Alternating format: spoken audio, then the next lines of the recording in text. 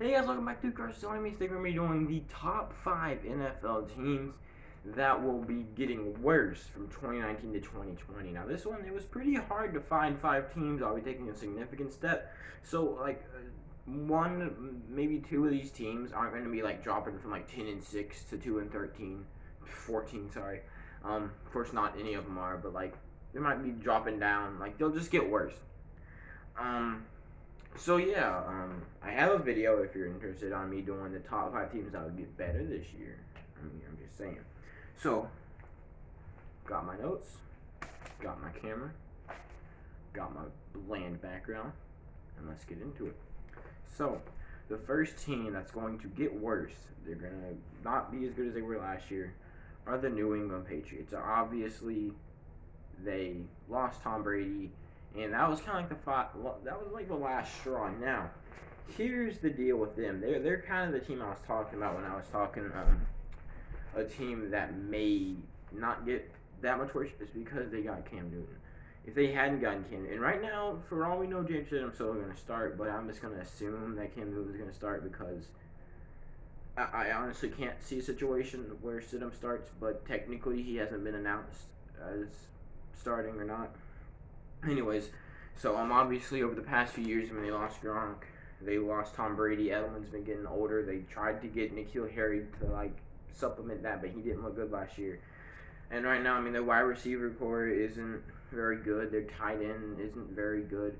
I mean, they're not giving him anything to throw to. It's really gonna be James White and what's the guy's name? Should have written it down, shouldn't I? I mean, and their defense is pretty good. I mean, their defense is definitely the best part of their team right now, but their D line is not very good. So if you got a good O line, you shouldn't really. You should. All you really need, if you have a good O line, then you're a pretty good matchup for the Patriots. So that's really all I have on them. Again, they went. They're gonna get worse, but they're not going to get significantly worse. If they had Jared Stidham as their quarterback, they would get significantly worse. And remember, this is not in any particular order. These aren't the fifth. I mean, this team isn't the fifth worst. All right, moving on to the second team we're going to talk about is the Carolina Panthers. And this is another team that they went 5-11 last year. Their record may not get that worse, but their skill level, though, like how well they play, is definitely going to get worse because they lost Cam Newton. Well, they released him. Didn't even trade him or nothing. They just released him, which I've never understood. Um, so last year, of course, let me just tell you, if you just have no clue, maybe you're trying to get into football and you are watching this, I don't know. Last year, Cam Newton got injured 2 years ago, and he didn't play very well, so they sat him out, and he had that whole offseason occur. He comes back for the first 2 games of this season. He's still a bit hurt. He doesn't play very well, and then he gets injured again. He's out for the rest of the last season, so I mean, they've got 14 games with no Cam Newton. Oh, in comes Kyle Allen and wins 4 straight, and he looks really good whenever he's in there. They start losing a lot, of course. Like they start the season 4-2, and then they go 1-9 for the rest of the season. But still, he doesn't look that bad. So right now they've got Cam Newton, who I mean, you see, right now, would you take Cam Newton or Teddy Bridgewater?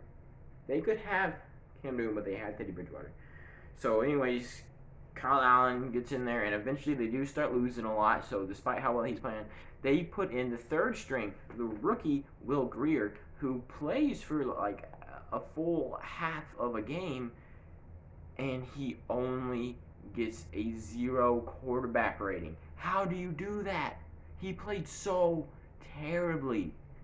Of course, it was against the Saints, but still. So right now they're like, all right, we've got Cam Newton, who's still very good, but he has some injuries going on, so we don't know how well he will be. And he didn't look amazing in the first 2 games. And then we've got Kyle Allen, who is a pretty formidable quarterback. Okay, we've got a pretty good. Oh, they trade Kyle Allen to the Washington football team. Well, okay, that's okay. I mean, obviously, we've still got Cam. Oh, they just release him. Of course, before they released Cam, pretty sure they signed Teddy Bridgewater, who looked good when he was on the Saints last year. But still, I don't know if they made the right decision there. But I do understand the way they were thinking. They're thinking, oh, we got Kyle Allen, who he went I think on all the games that he started.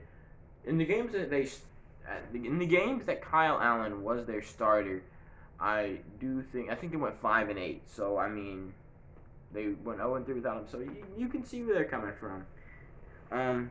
Also, their wide receiver unit isn't very good. I mean, it's to the point to where they had to get Robbie Anderson from the Jets. It's so bad. I mean, Robbie Anderson isn't very good. But, I mean, he's okay. So the wide receiver unit, they're giving him something to work with, okay? And then their tight end, you got Ian Thomas, who is a pretty atrocious tight end. Might be one of the best, not best, worst in the league. Alright. So that's that. Their offense is just a complete catastrophe right now. Maybe their defense can save them. Maybe not. Moving on to the third team we're going to talk about. It's the Texans. This is a surprise because here's the deal. They're going to go from being almost Super Bowl contenders to we'll probably make the playoffs, maybe as a wild card round. Maybe we'll have a tough division to focus on, but maybe we'll probably make the playoffs, but we don't know how far we'll go in it. And of course, Deshaun Watson is a pretty good quarterback. Again, he's not one of the top quarterbacks, but he's above average. He's pretty good. I think any team would be happy if they had Deshaun Watson as their quarterback. But their wide receiver unit is now that the big trade, the thing that you knew I was going to talk about from the moment I said Houston, the DeAndre Hopkins trade. They traded DeAndre Hopkins for David Johnson. David Johnson isn't bad, but he is in no way as good or as influential to a team as DeAndre Hopkins. DeAndre Hopkins was in the top wide receiver. Like, people were thinking he could be the number one wide receiver in the league, but then he gets to throw with the Cardinals, and he still could be the number one wide receiver in the league. But now the Cardinals just have an amazing wide receiver unit, and then they just have another running back named Johnson. Also, you look at their linebacker unit, they've got Whitney Merciless on there, but other than that, it's pretty bad. And then their secondary, it's like middle range. So again, this is another team where their offense took a big hit, and that's really going to hurt them. So they might go from like 11-5 to like 9-7, which I know that's only 2 games, but look at an 11-5 team. What do you think? Oh, they must have had a pretty good season, right? Oh yeah, they won 11 games, only lost 5. They're a pretty tough team to fight. Think about 9-7 team. Oh, they just barely had a winning season. Oh, maybe they'll make the playoffs this year. Oh, they're so close. And that's the kind of drop I'm expecting from the Texans. They're still a pretty good team. Don't come at me, Texans fans. Fourth team we're going to talk about, only a few more. We have the Chicago Bears. And again, this is another team that didn't do very well last year, but they're going to be like absolutely atrocious this year. They have, in my opinion, Mitch Trubisky and Nick Foles are 2 very good backup quarterbacks. If you have Mitch Trubisky as a backup quarterback, I mean, that's pretty good. Your quarterback gets injured, you have slightly old. I mean, he can keep you in games. Same thing with Nick Foles. I mean, apparently, if you get injured towards the end of the season, he's gonna win you a Super Bowl. I don't know if he can do that as a starting quarterback. We're gonna find out. Also, they don't really have any good wide receivers. I mean, they've got Allen Robinson, Anthony Miller. I guess Ted Ginn Jr. could be. He could be something special, but I just don't see it. And I mean, their defensive line again isn't very good, except for Akeem Hicks, who's pretty good. Akeem Hicks he's a formidable defensive lineman. Another team that really, I mean, it's all about their offense. I mean, they've got Khalil Mack on that defense, which really boosts them up. That's not looking good. And then the 5th team, and this is another one that was already pretty bad, but they're just gonna become atrocious at this point. And if you've been watching my channel, you know that I like to bash them, and I have done deep dives into their team, trying to find something that's good, trying to find something that's good. And that team is the New York Jets. I looked, and I found they've got Jamal Adams and Quinnen Williams. That defense could be, oh, there goes Jamal Adams. Well, I guess, Bradley McDougald's okay. Anyway, let's talk about the Jets. Sam Darnold might be the worst quarterback in the league. Maybe even worse than Mr. Trubisky. He is just absolutely atrocious. I mean, in my opinion, they have Joe Flacco backing up Sam Darnold. Now, I'm going to get a lot of hate for this, but I mean, maybe it should be the other way around. I mean, Joe Flacco, he's old, but he's better than Sam Darnold, let's just face it.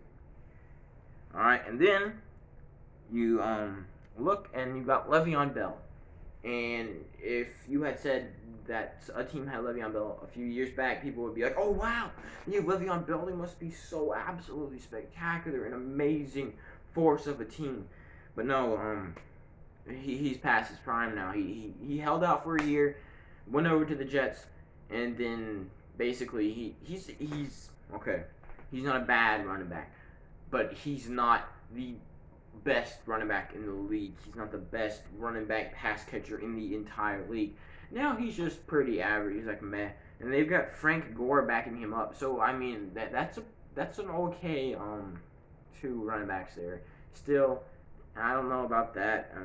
I don't know. Frank Gore might be better than Le'Veon Bell at this point, but let's not get into that. All right, and then Chris Herndon is very. Look, we don't have very much to go on. He was drafted in 2018, and last year he only had one reception.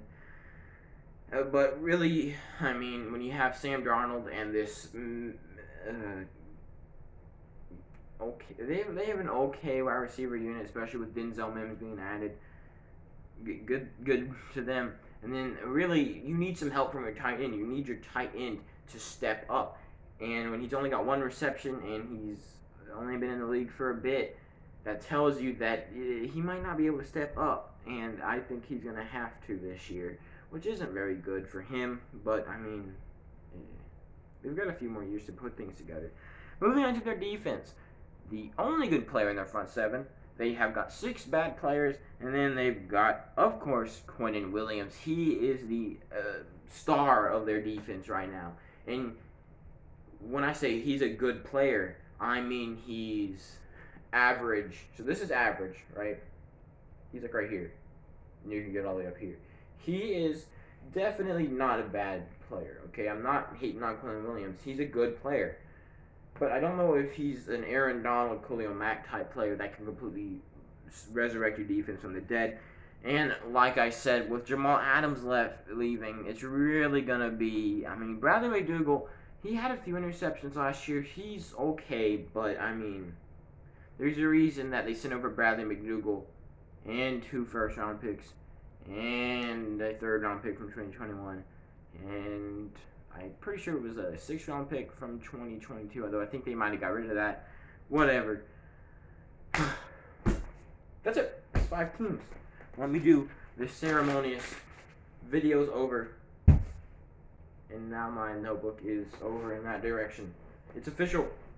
I have 3 posters coming, and I have 5 Funko Pops coming, and I have stuff that I'm going to hang up back here. Let me show you what it's going to look like. First, before this is just for viewers who want to know what's back there. First, let me know what you think. Twitter, Instagram, down in the description. Comment section, of course, just go a little bit above that. And you could also, I've got a Patreon, I'm trying to start a podcast. Anyway. So here's what my background's gonna look like. I know. I need to say this. Shelf. There's 3 shelves. Then we're gonna have like some kind of Lego thing somewhere. I don't know. It's just gonna have like 5 Funko Pops up here, and then we're gonna have some kind of poster here. It's either gonna be Friday the 13th, the Truman Show. No, I don't know. Some kind of poster. And then there'll be a Simpsons poster up here. And then there'll be other posters over there, but of course you can't see that. So no, absolutely nobody cares about this, but I do. And if you're still watching, comment apricot, and I will love your comment with the little heart thing. Thank you for watching. Even as I get closer and closer to stretch out the watch time. Thank you.